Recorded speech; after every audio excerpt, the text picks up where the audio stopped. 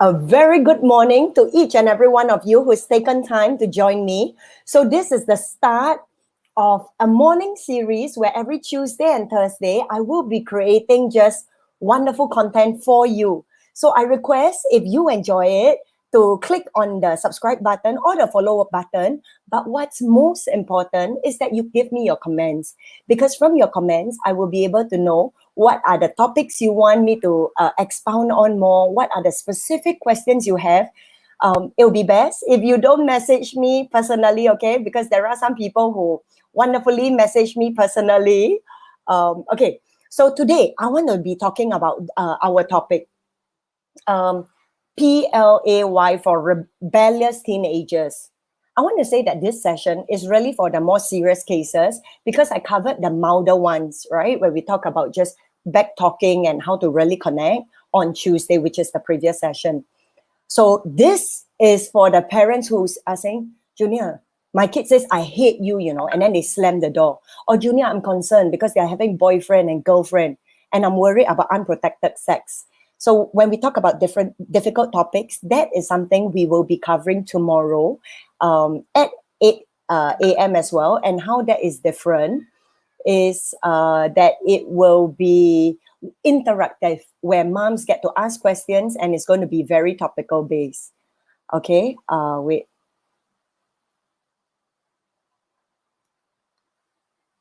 Okay, I just have a few messages. So sending your comments and I look forward to your comments, yeah?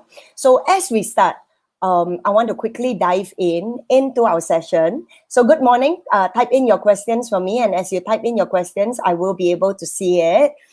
So every Tuesday and Thursdays, 8 a.m., mark it down, a short session with Junior. Most importantly, I want to know what you want to hear about, okay? So back to our topic. When I talk about this already, when we're talking about rebellious teenagers, there is a lot of hurt that needs to be repaired already.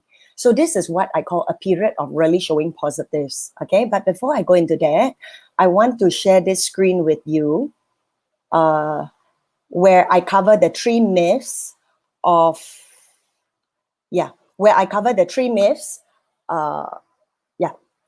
Okay, I'm so sorry. Yeah, I just saw something else. Okay, a very good morning to each and every one of you who've taken time to join me. Thank you. I will be on, and it's part of a series every Tuesday and every Thursday mornings where I will bring you short, very fun topics. So I would love to hear from you. So don't just subscribe or follow if you're watching from Facebook, but I would love from your comments to see what are the specific issues you are going through or what content I should be creating for you. So mark it in your calendar and let's get started, okay? So I created this for you. Today's topic is on teenagers, rebellious teenagers, and this is a serious topic. I spoke to some friends and they were saying, Junior, instead of covering, the milder ones, why don't we talk about those that are really going through periods where the teenagers saying, I hate you, or we are really worried because they are beginning to have boyfriends, girlfriends, and we are concerned about unprotected sex. So every Friday, let me just digress for a bit. Every Friday, I'm having moms talk with a couple of moms where it's interactive. So this is one way, it's just a video, but every Friday it's going to be interactive. So join us. The link is in the page or the group. And before we go into rebellious teenagers and the P.L.A.Y method, P.L.A.Y, I want to spend some time debunking just three myths, okay? And the first one, we assume we can control their actions. And I'm going to give the context a little for this. My challenge is this. We all know this at the back of our head. No, Junior, I cannot control my kid, so I'm going to move very quickly. So for example, if I tell my kid, don't slam the door, can we control the action as they walk away and slam the door? No, we won't be able to, right? Very quickly, number two, we assume we can control their behavior. And this is where I want to say, it's not our fault. What I mean by that is at the back of our head, we say, yeah, what? I know I cannot control them.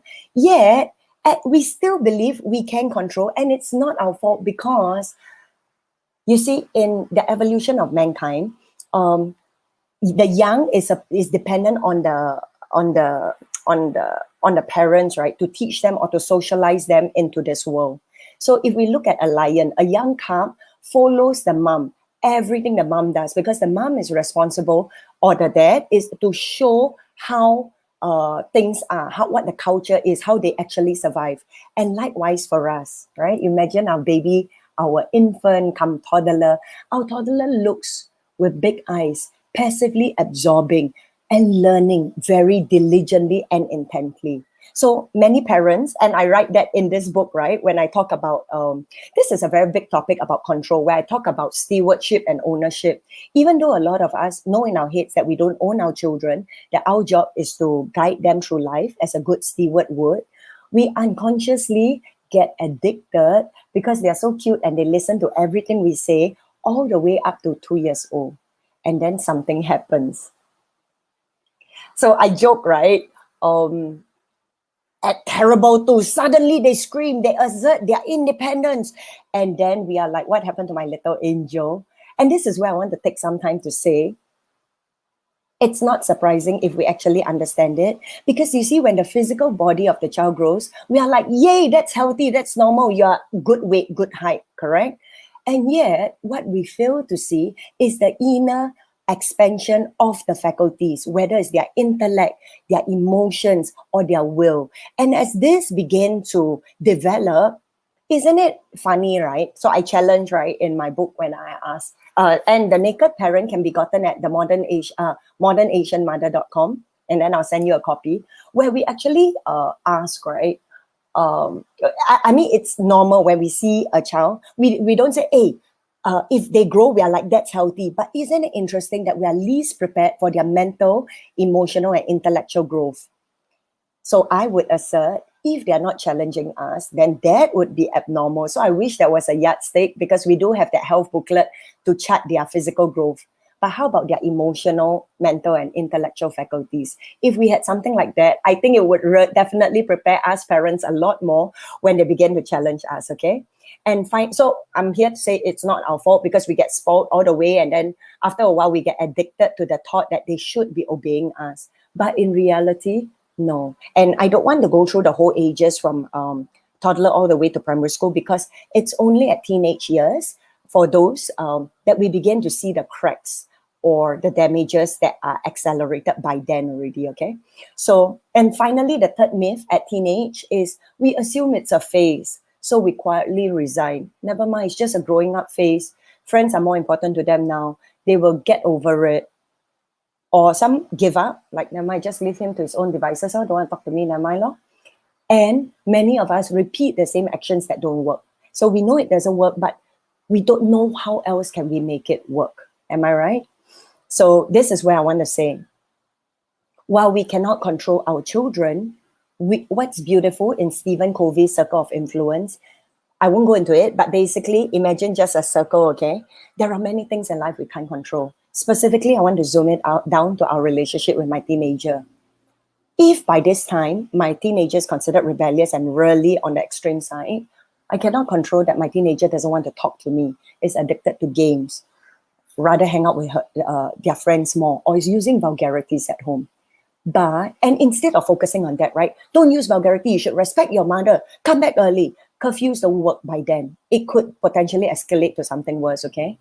I would say we can focus our control on connecting with them. And when I say that, a lot of people say, yeah, but Junior, so this is just a short litmus test for you, right? I used to think that I connected with my daughter until I began to ask myself if I know the answers to these questions. So let me read it out to you. Do you know what's their favorite color? Because when we talk about a connection, it's like connecting with your best friend, with someone that you know intimately. Second question, do we know who are 3 persons they enjoy hanging out with the most? Not just the names of the friends, and why? What is it about their friends' company that they really enjoy? And as we truly listen with no judgment, but just to listen. And finally, when he or she is sad, what are 3 things that makes them happy? Are we out of touch? And I'm asking you these questions, not to make anyone feel guilty, but for us to begin to ask these questions for ourselves to them. We don't have to go and ask them point blank, right? But begin to discover our kids again. Begin to discover our teenagers. Because remember when they were young and so cute, we were discovering them. We were so patient. And then the older they grow, the less our patience tank, right?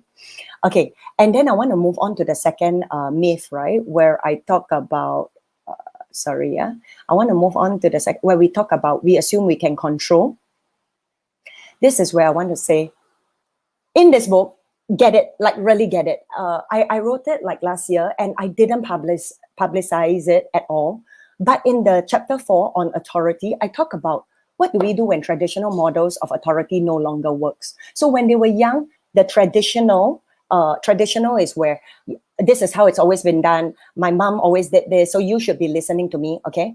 Positional is where I'm your mom, so you do what I am telling you to do. So it seems to be easy to implement this too when they are younger. But in teenage years, this too no longer work. They are really quite outdated. And I introduced 2 more models where I talk about the charismatic, where it's by who we are as a human being that we influence them, and the expert, because when we look at someone who is an expert, they earn. So this too comes from the pretext of earning their respect, earning the ability to influence their life, earning that authority instead of taking and assuming the first 2 authority. So get the book. It's really an amazing read from people who've read it, okay?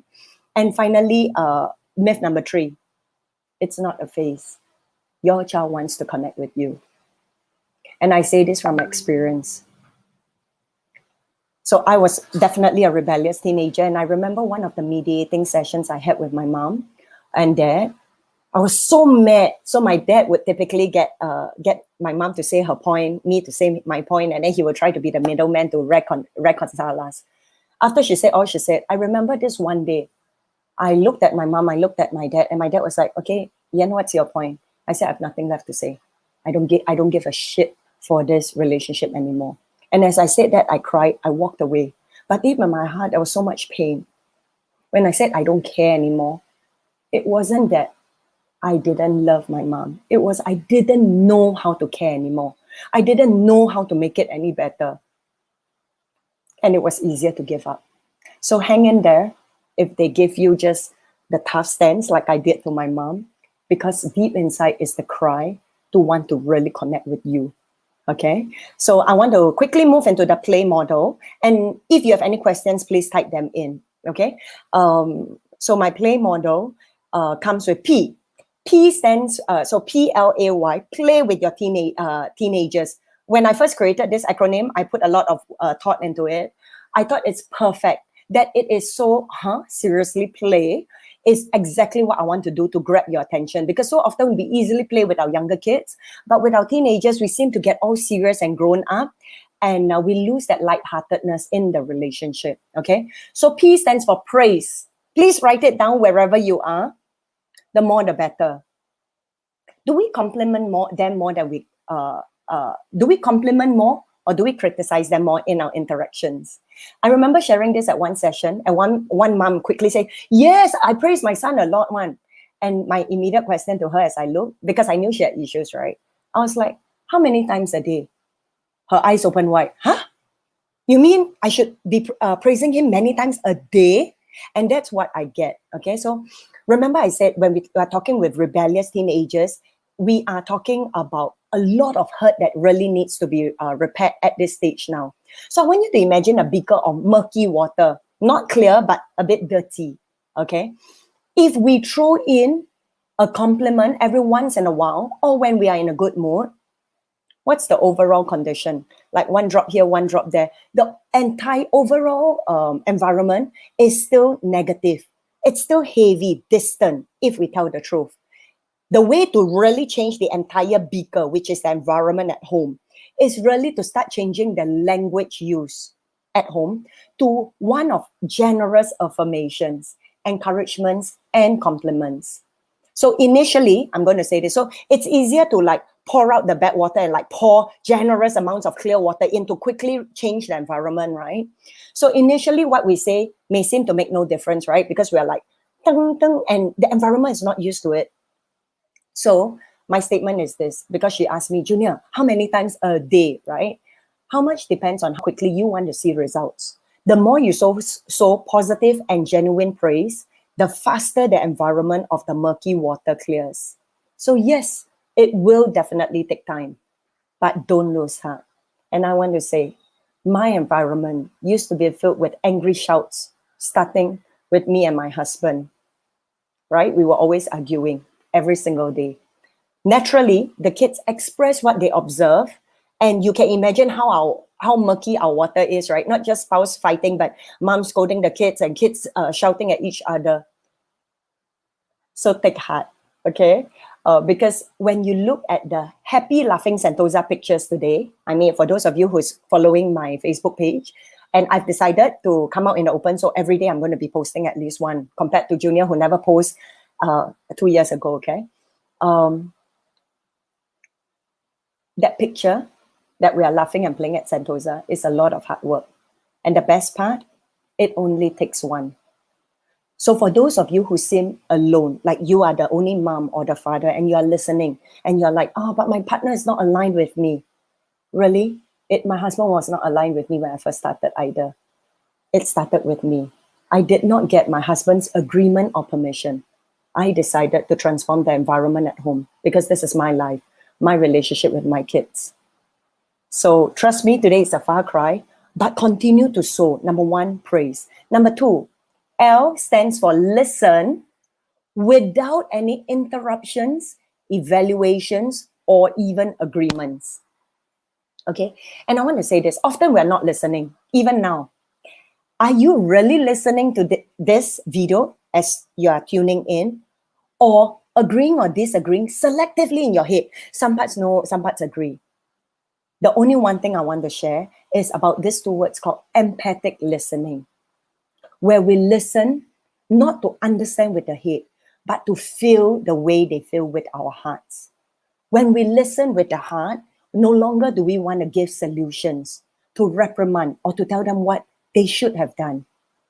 But our goal is really to experience how they feel. That's it.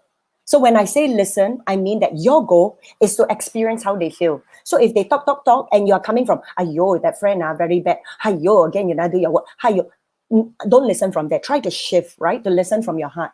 Why did they share about that friend? And what are they trying to share with us?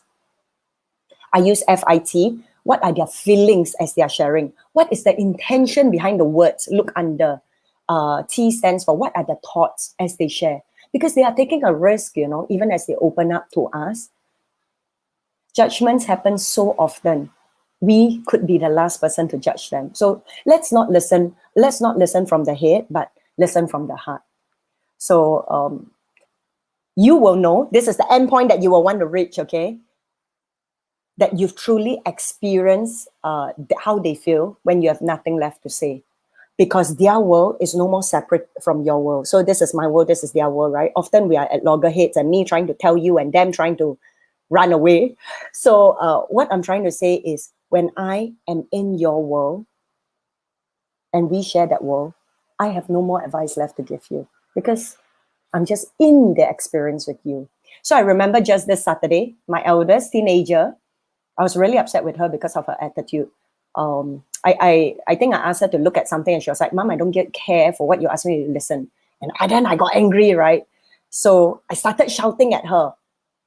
But as we continued the conversation, it changed into me digging, like asking her questions. And by the time we were done, we identified an incident where her friends hurt her so bad and she kept it all inside. So this is what I call the hidden spot, right? Where she didn't even know that she was keeping all these hurts. We went to the room, I closed the door, I told the others we didn't want to be disturbed. I told her to let it out. Because when we keep the negative emotions stored, suppressed, buried, it causes dis-ease, it's stored in the body, okay? And then I even asked her, Love, do you want mommy to stay here or do you want me to give you your privacy? She looked at me and said, please stay here. And then what's beautiful that happened after that is she cried. I told her, let out the words that you always wanted to say. And this was like, what, 5 years ago, or words that you wanted to say. So she poured it out and she cried. She was like, why? Why did you exclude me? Why did you abandon me? And as she said out the words, right, I began to cry. I could so feel her pain. Just lying there, holding her, I could just feel her pain, her abandonment, her unanswered questions.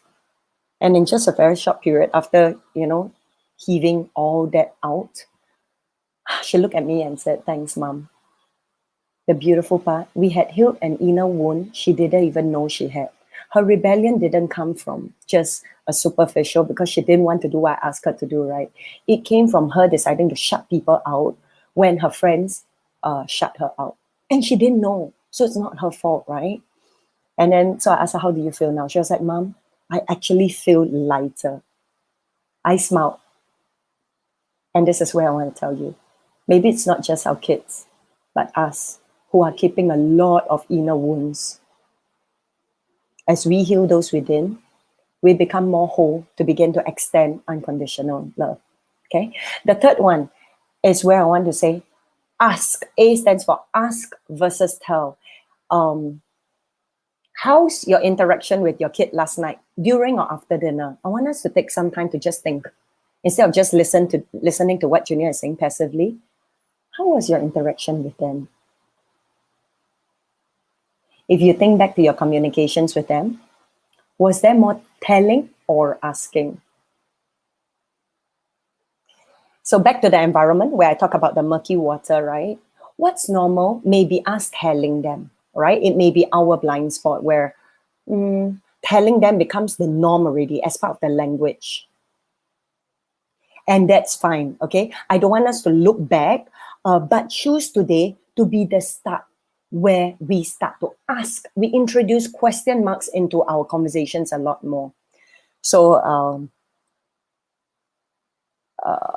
okay, so for example, my number 3 came back, right? And then I wanted to spend time with her. So I asked so instead of just come, now is our time, right? I asked, "Hey, I would like to spend time with you. Would you like to?"